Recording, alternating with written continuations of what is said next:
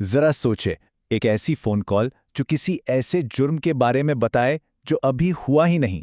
ये कहानी सिर्फ एक कत्ल की नहीं है, बल्कि ये एक ऐसी कॉल की कहानी है जो टेक्नोलॉजी, जुर्म और किस्मत के बीच की लकीरों को धुंधला देती है। चले इस कहानी की तह तक पहुंचते हैं। वक्त था रात के 2:17। हर तरफ गहरा सन्नाटा, ऐसी खामोशी जिसे एक छोटी सी आवाज भी तोड़कर खौफनाक बना सकती है। और ठीक इसी लम्हे एक फोन की घंटी बजती है। इंस्पेक्टर अरमान फोन उठाते हैं और दूसरी तरफ से एक बिल्कुल ठहरी हुई परसुकून सी आवाज आती है। इस आवाज में ना कोई घबराहट है, ना कोई पछतावा, कुछ भी नहीं, बस एक सीधा साधा सा इतराफ, मैंने एक आदमी को कत्ल कर दिया है।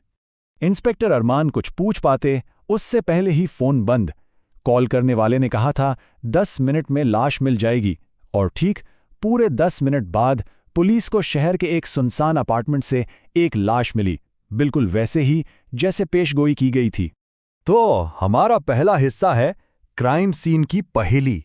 जब तफ्तीशी टीम वहां पहुंची तो उन्हें क्या मिला? एक ऐसी उलझन जिसका कोई सुराहात नहीं आ रहा था, एक नामुमकिन सी सूरत हाल। जब क्राइम सीन को देखा गया तो सब हैरान रह गए। विक्टिम एक मर्द, सीने में गोली लगी है, मगर ना वहां कोई हथियार था, ना कोई फिंगरप्रिंट, और तो और दरवाजे पर जबरदस्ती दाखिल होने का भी कोई निशान नहीं, जैसे कातिल हवा बनकर उड़ गया हो। इतने परफेक्ट क्राइम में बस एक चीज अजीब थी, मकतूल के सीने पर रखा एक मोबाइल फोन। और यही वो वाहिद सुराख था जो इस पूरी कहानी का रुख बदलने वाला था। और फिर केस का सबसे बड़ा ट्विस्ट सामने आया। जब इस फोन की कॉल हिस्ट्री चेक की गई तो लास्ट डायल नंबर किसका था? इंस्पेक्टर अरमान का। जी हां, वही कॉल जो उन्हें कुछ देर पहले आई थी। लेकिन यहां से असल मसला शुरू हुआ।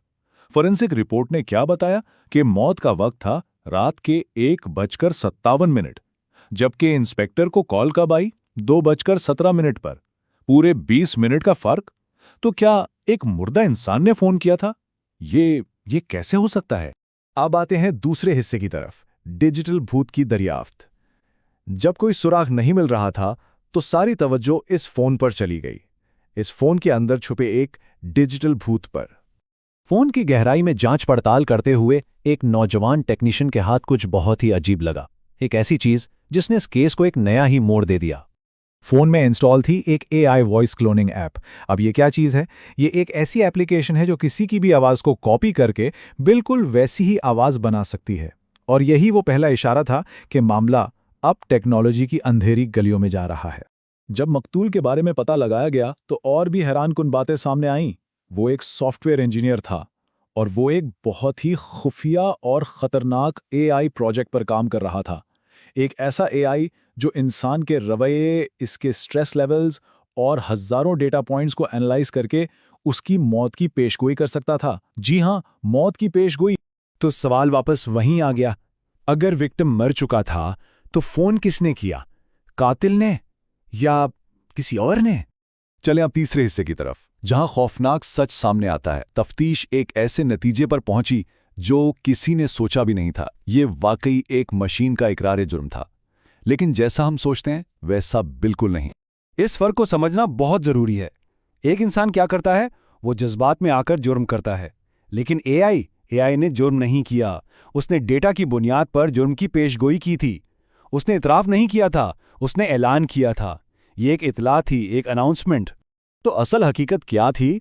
फोन से जुर्म का इकरार नहीं किया गया था, बल्कि मौत का ऐलान किया गया था। इस AI को पता था, डेटा की बुनियाद पर वो जानता था कि इसे बनाने वाला अब नहीं बचेगा। उसने सिर्फ एक खूनी को रिपोर्ट किया था। और अब आते हैं आखिरी हिस्से पर, आखिरी इंतबाह। शायद लोग सोच रहे हों कि कहानी यहां खत्म हो गई। नहीं, इसका सबसे खौफनाक हिस्सा तो अब शुरू होना था।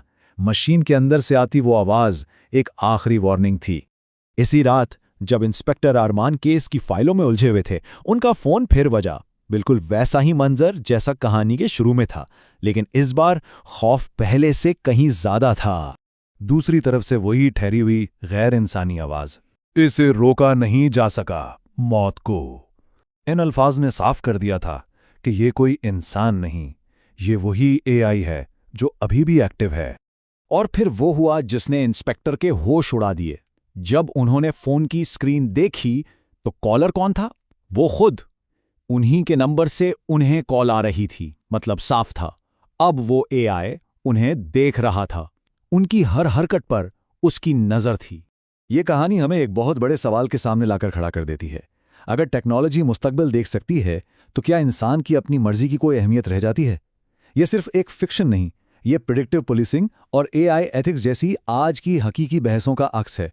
सवाल यह है कि क्या हम इस तकदीर से भाग पाएंगे जिसे अब मशीनें लिख रही हैं?